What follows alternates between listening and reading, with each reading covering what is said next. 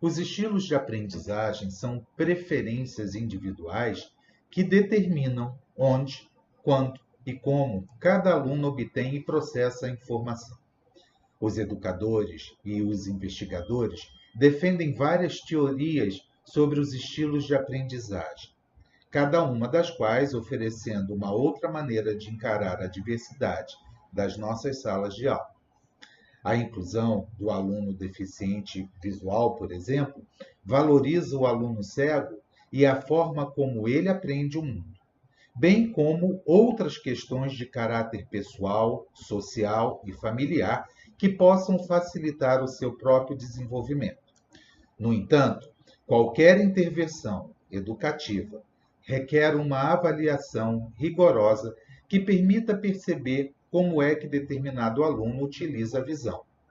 Muitos especialistas na educação afirmam que os alunos cegos ou com baixa visão conseguem atingir a maioria dos objetivos e conteúdos definidos nos programas curriculares comuns, desde que lhes sejam proporcionadas formas diferenciadas de acesso ao currículo. Diferenciação esta que deve ser pensada e pelos professores de cada disciplina. Ao professor cabe, portanto, adequar o material didático que utilizará em suas aulas, já que a aprendizagem dos alunos com deficiência exige. Com certeza, materiais didáticos que não seriam necessários para o restante da turma. Se pensarmos em alunos deficientes visuais, esta necessidade acaba por revelar-se não só importante, porém fundamental. Além disso, para os alunos com deficiência visual, devemos, primeiro, fazer o reconhecimento do espaço físico da sala de aula com o aluno sempre que este a utilizar pela primeira vez, seja um laboratório, seja um anfiteatro, qualquer ambiente que você utilize pela primeira vez. Cabe ainda mostrar ao aluno a disposição do mobiliário e os equipamentos na sala de aula. Terceiro, alertar o aluno sempre que houver alteração na disposição da sala de aula. Quarto, dar algum tempo para que o aluno se adapte às mudanças de intensidade de luz, por exemplo, quando vem de fora da sala de aula. Reduzir os brilhos e reflexos na sala de aula, fechando as cortinas ou usando pôsteres que tapem as janelas. Orientar sempre na entrada e na saída da sala de aula. Orientar a localização do aluno na sala. Orientar na organização de grupos de trabalho. Em sala de aula, cabe ao professor verbalizar de forma simples e detalhadamente tudo o que ocorre na sala de aula. Ler em voz alta sempre que escreve no quadro. Fazer exposições, narrativas, descrições ao utilizar o material audiovisual. Lembrar que o aluno cego não vê o gesto ou outras formas não verbais de comunicação.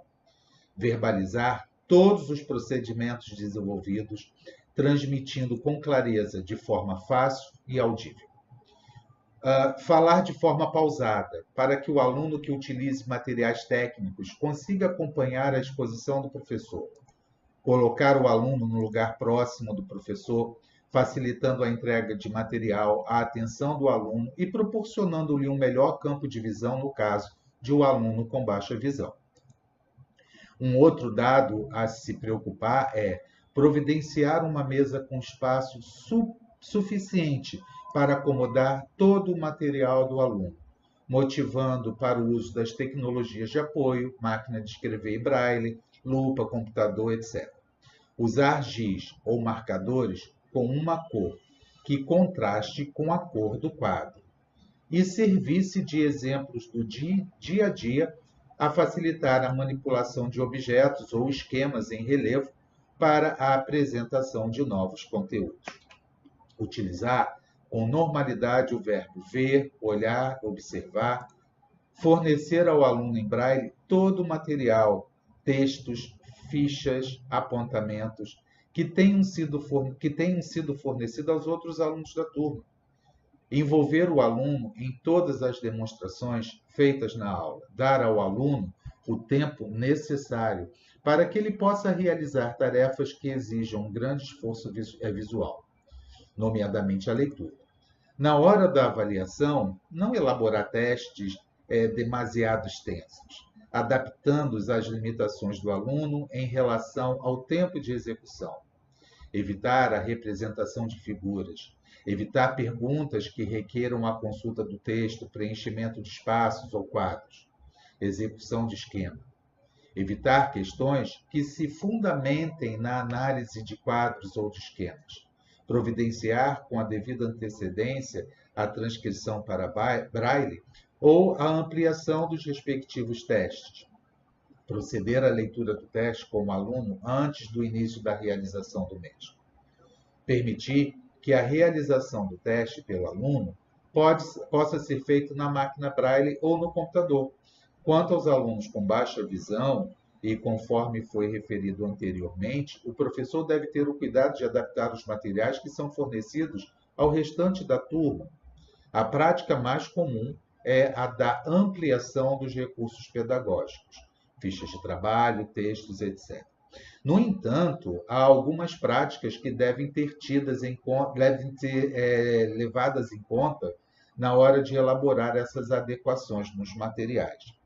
Por exemplo, normas de acessibilidade gráfica. O tamanho da letra. O tamanho mínimo é de 16 pontos, de acordo com o tipo de fonte utilizada, podendo ir até 32 pontos. O tipo de fonte e estilo devem ser fontes que permitam o reconhecimento facial dos caracteres. Por exemplo, existem 3 que eu gosto muito de usar, que é a Verdana, a Arial e a Helvética.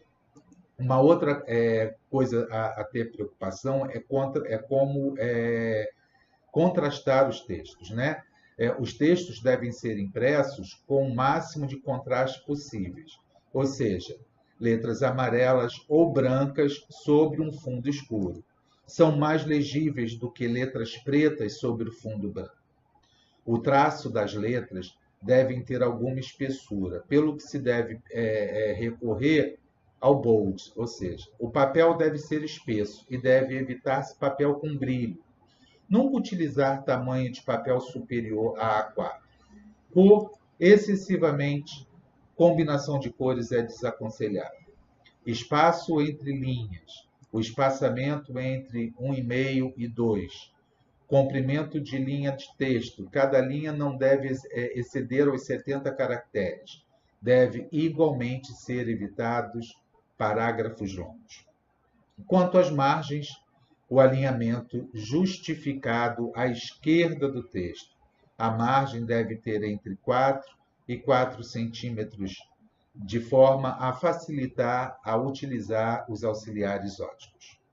Gráficos e imagens, apresentados com bom contraste e contorno bem definidos, sempre. Exercícios de escolha múltipla ou de verdadeiro e falso devem ser colocados enquadrados imediatamente a seguir ao final de cada frase. Exercício com preenchimento de espaço devem ser utilizadas linhas espessas, sendo o seu início e o fim assinalados com um tracejado.